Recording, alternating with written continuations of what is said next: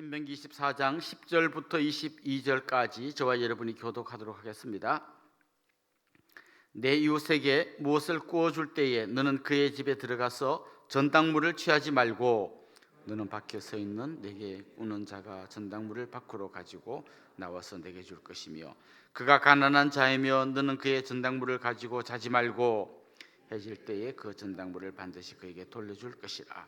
그리하면 그가 그 옷을 입고 자며 너를 위하여 축복하리니 그 일이 네 하나님 여호와 앞에서 내 공의로움이 되리라.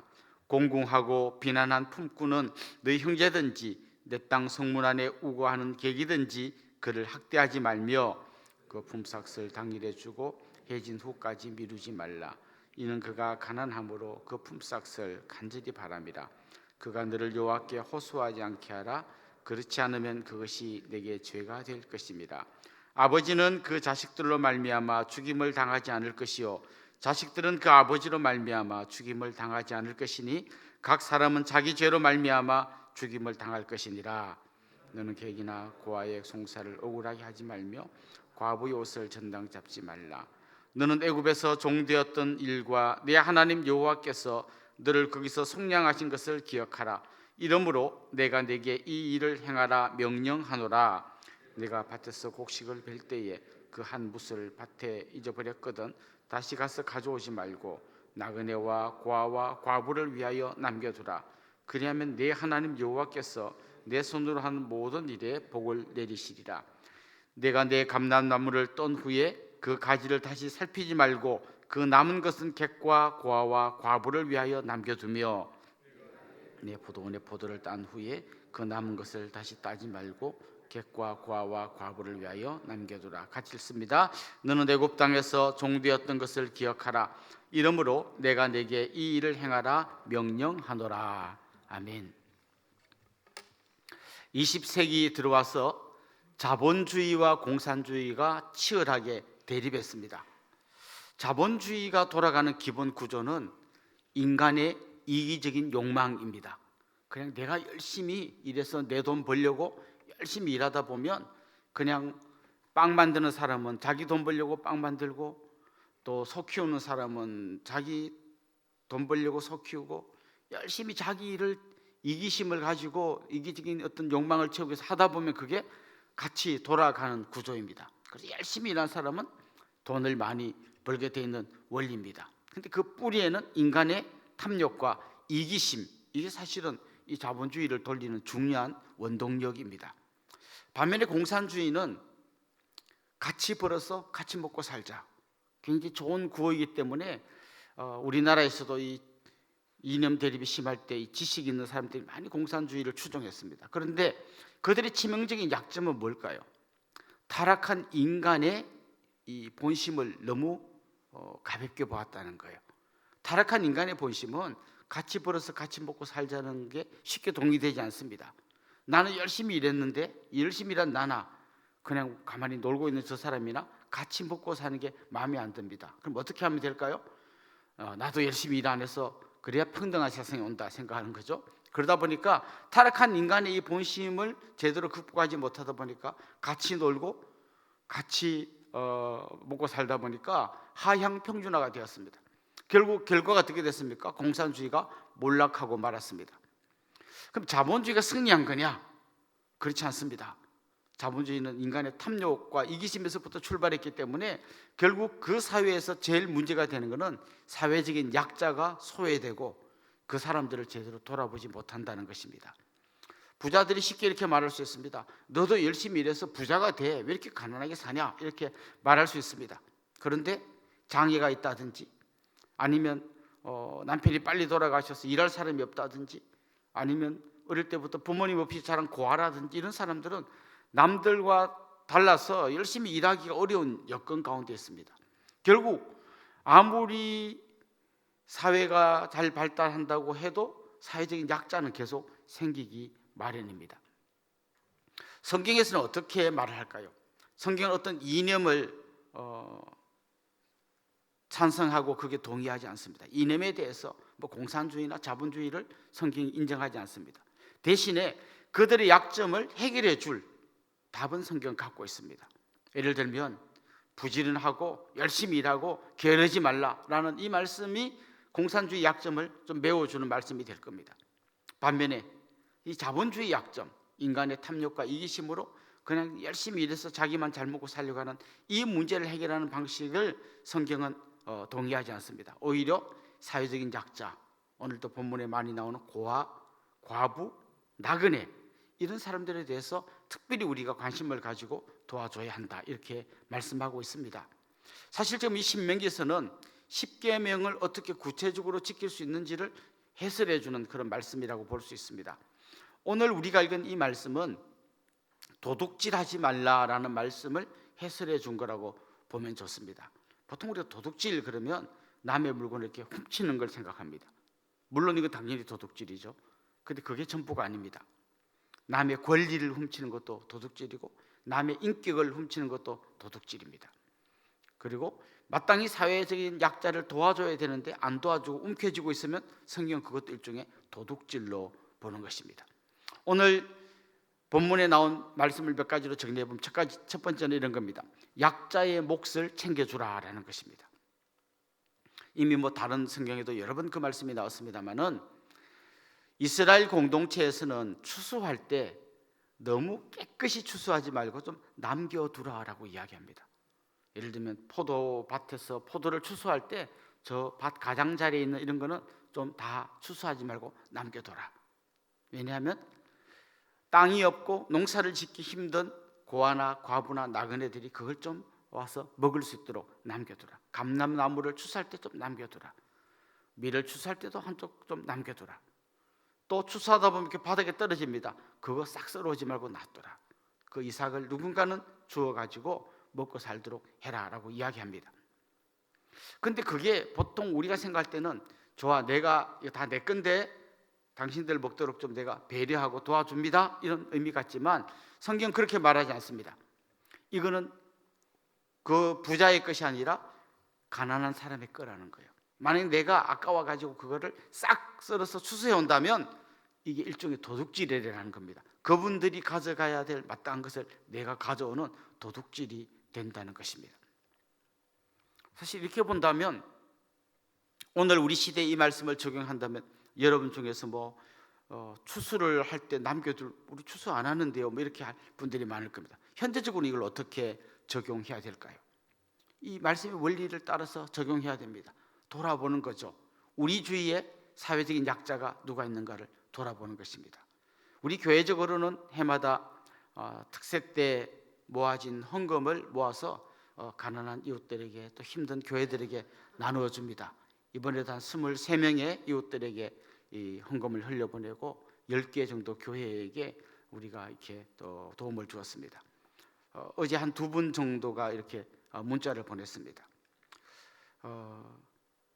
교회에 큰 도움이 헌금이 필요해서 3일간 금식하고 있었는데 이렇게 응답을 받았다.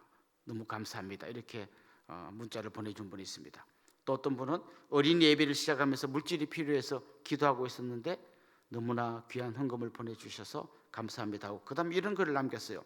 주신 도움 당연히 여기지 않고 잘 누리며 이후에 저희 교회도 은혜를 흘려보내는 교회가 될 수 있도록 최선을 다하겠습니다. 이런 문자를 주셨어요.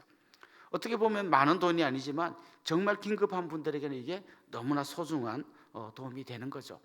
우리 동네에는 탈북자들이 많습니다. 다문화 가정도 많습니다. 또 외국인 노동자들도 많습니다. 조손 가정, 독거 노인 이런 분들도 많습니다. 이런 분들에게 우리가 사랑을 베풀어야 한다는 겁니다. 그러나 어떻게 보면 그건 우리가 베푸는 게 아니라 마땅히 그분들이 받아야 될 걸 받는 거다. 이런 마음으로 우리가 같이 한번 힘을 모아보면 좋겠습니다. 계속해서 약자의 몫을 챙겨주라고 하면서 품꾼에게 줄 싹을 떼먹지 말라 이렇게 말합니다. 품꾼은 요즘으로 말하면 그야말로 일용직 노동자 같은 사람들입니다. 비정규직을 감당하는 사람들이죠. 이분들은 하루 벌어서 하루 먹는 사람들입니다. 그래서 그 당시의 상황을 보면 어떤 집에 종으로 사는 것보다 품꾼이 더 힘들 수도 있습니다. 종은 자유가 없습니다만은 최소한 굶어 죽지는 않습니다. 그러나 품꾼은 품삯을 못 받으면 그 못 받은 그 사람뿐만 아니라 그 가족 전체가 큰 위기에 빠집니다. 그래서 오늘 성경은 이렇게 말합니다.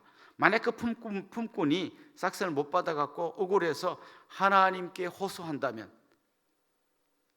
그게 얼마나 품삯을 못 준 사람에게 치명적인 도둑질이 되겠는가, 이렇게 이야기하고 있습니다.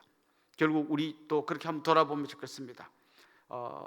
우리 주위에 있는 좀 사회적 약자들, 저는 특별히 우리가 뭐 식당 같은 데 갔을 때 거기서 서빙하는 분들 할 때 함부로 말을 놓는다든지 뭐 너무 이렇게 함부로 대하지 않았으면 좋겠습니다. 그리고 뭐 작은 어떤 문제가 있을 때 막 너무 많이 항의하지 않았으면 좋겠어요. 그분들도 굉장히 고통 중에서 일하고 있다는 걸 기억하면 좋겠습니다. 뭐 경비 서시는 분들, 청소하시는 분들 만나면 좀 따뜻하게 인사해주고 작은 사랑이라도 베푸는, 이게 우리 성도들이 마땅히 해야 할 일이라는 것이죠. 두 번째, 오늘 본문이 이야기하는 중요한 어떤 가르침은 한 사람의 존엄성을 지켜주라는 겁니다. 예를 들면 이런 일이 있습니다. 어떤 사람에게 누가 돈을 빌려줍니다. 돈을 빌려줄 때 이 사람이 안 갚을 수도 있으니까 물건을 전당 잡는 경우가 있습니다. 우리 또 뭐 전당포가 있는 것처럼 그 당시에도 아마 이런 제도가 있었던 것 같아요. 누구한테 돈을 빌려주면 돈 갚을 때까지 뭔가 물건을 하나 맡겨두는 거죠. 그런데 오늘 보면 이렇게 말합니다.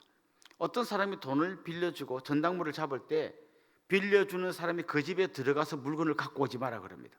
대신에 문 밖에서 기다리고 있다가 집주인이 그걸 챙겨서 갖다 줄 때까지 밖에서 기다리라는 거예요. 아무리 돈을 빌려주는 사람이지만 빌리는 사람의 그 인격을 끝까지 존중해 주라는 거죠. 내가 빌려주니까 막 들어가서 확 내 것처럼 가져가면 안 되고 밖에서 그 사람이 가져올 때까지 기다려 주라는 겁니다. 또 이런 가르침도 있습니다. 겉옷을 전당 잡았을 때는 해지기 전에 돌려주라, 이런 말씀도 나옵니다. 겉옷이 어떤 걸까요? 우리가 입는 이런 옷이 아니고 이렇게 둘둘 많은 저쪽 나라 옷 아시죠?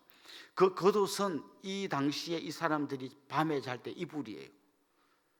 낮에는 말고 다니고 밤에는 그걸 펴서 덮고 잡니다. 그러니까 그 이불인데 겉옷을 전당 잡으면 어떻게 될까요? 밤에 추운데 덮을 이불이 없는 거죠. 그러니까 아무리 네가 전당물을 잡은 거지만 해지기 전에 겉옷은 돌려줘라, 이렇게 이야기합니다. 특히 과부들에게 돈을 빌려줄 때는 겉옷을 전당물로 잡지 마라, 이런 말씀도 있습니다. 왜냐하면 그 여인의 겉옷을 전당 잡아 간다는 것은 그 여인에게 굉장히 수치심을 주는 겁니다. 그러니까 아무리 내가 가진 자이고 돈을 빌려주는 자라고 할지라도 다른 빌리는 사람의 인격을 끝까지 존중해 주라고 이야기하는 것입니다. 자, 세 번째 오늘 본문의 가르침은 공정한 재판을 하라라는 것입니다. 공정한 재판, 사실 굉장히 어렵습니다. 요즘도 재판이 공정한가 할 때 많은 사람이 고개를 갸웃거릴 겁니다. 최근에도 보면 우리 화성의 연쇄살인범이 범인이 이제 드러났습니다. 그 사람이 이제 자기가 범행을 다 진술하다 보니까 억울하게 교도소에 갇혀 있던 사람이 드러났습니다. 그 사람은 장애도 있고 또 학력도 낮고 이래서 제대로 대응하지 못해가지고 살인을 저지르지 않았는데 억울하게 감옥에 갇혀서 누명을 쓰고 있었습니다. 이런 일이 우리 주위에 허다합니다. 뭐 아주 굉장히 좀 힘있고 능력 있는 사람은 우리나라 최고의 변호사를 삽니다. 전관예우 없다고 하지만 부장 판사님, 그 판사 세계에서 굉장히 높은 분이 또 뭐 그 현직 판사의 선배님이고 옛날에 막 굽신굽신하면서 내가 따르던 그분이 변호사가 돼가지고 변호할 때 현직 판사가 그거를 그 사람에게 불리한 판결을 내리기가 쉽지 않습니다. 그러니까 돈 있는 사람은 요리조리 다 빠져나가고 힘없는 사람은 억울하게 누명을 쓰는 경우가 있다는 거죠. 성경 뭐라고 이야기합니까? 그 사람의 권리를 도둑질하는 거라고 이야기합니다. 그렇습니다. 뿐만 아니라 죄 지은 사람이 있으면 본인만 벌해야지 가족들을 벌하지 말라고 이야기합니다. 연좌제, 이거 성경에서 절대 금하고 있습니다. 우리나라 이 사극에 보면 삼족을 멸하라, 이런 말이 나옵니다. 누가 하나 잘못하면 삼족을 멸하라. 그럼 성경은 그렇게 하지 말라 그럽니다. 죄 지은 그 사람만 벌하고 가족들은 건드리지 말라고 이야기합니다. 이게 3,500년 전에 그 당시에 정말 법 질서도 제대로 없던 그 시대에 주어진 말씀입니다. 그렇습니다. 오늘 성경은 사회적인 약자, 힘없는 사람들, 우리가 할 수만 있다면 그 사람들에게 좀 더 도움의 손길을 펼쳐주고 그 사람들의 권리, 그 사람들의 인격 이런 것도 함부로 우리가 빼앗아 오면 안 된다고 이야기합니다. 이것도 일종의 도둑질이라고 말하는 것이죠. 그런데 이 모든 가르침의 뿌리가 있습니다. 왜 이렇게 해야 되느냐를 성경은 이렇게 말합니다. 너희들도 애굽에서 종살이 했던 적이 있다. 너희들도 하나님이 은혜를 베풀지 않았더라면 애굽에서 종살이 했을 사람들인데 하나님의 은혜를 베풀어서 그 종의 자리에서 건져주셨다는 걸 기억하고 너희들이 하나님으로부터 받은 은혜를 흘려보내라, 이렇게 이야기합니다.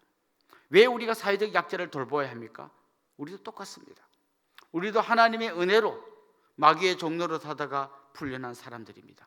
우리가 먼저 하나님으로부터 받은 이 은혜를 흘려보내야 하는 것입니다. 여러분이 이 땅에 태어날 때 다 빈손으로 태어났습니다. 여러분의 작은 것이라도 있다면 그건 하나님 우리에게 은혜로 주신 겁니다. 그거를 또 다른 누구에겐가 흘려보내는 것, 이게 바로 구원받은 성도의 마땅한 삶이라는 것입니다. 오늘 이 말씀을 들으면서 생각나는 사람이 있습니까? 그렇다면 한번 그분에게 작은 사랑이라도 흘려보낼 수 있는 그런 귀한 성도들이 될 수 있기를 주님의 이름으로 축원합니다. 기도드리겠습니다. 하나님 아버지, 하나님께서 우리에게 베풀어 주신 말할 수 없는 은혜를 기억합니다. 우리 주님께서 십자가에 못 박혀 죽으심으로 죄인인 우리를 그 마귀의 손에서 건져주시고 영원한 하나님 나라의 백성이 되게 해주신 것을 기억합니다. 주님, 우리가 하나님으로부터 받은 이 은혜를 또 다른 누구에겐가 흘려보낼 수 있는 진정한 구원받은 믿음의 사람들 되게 하여 주옵소서. 예수님의 이름으로 기도드리옵나이다. 아멘.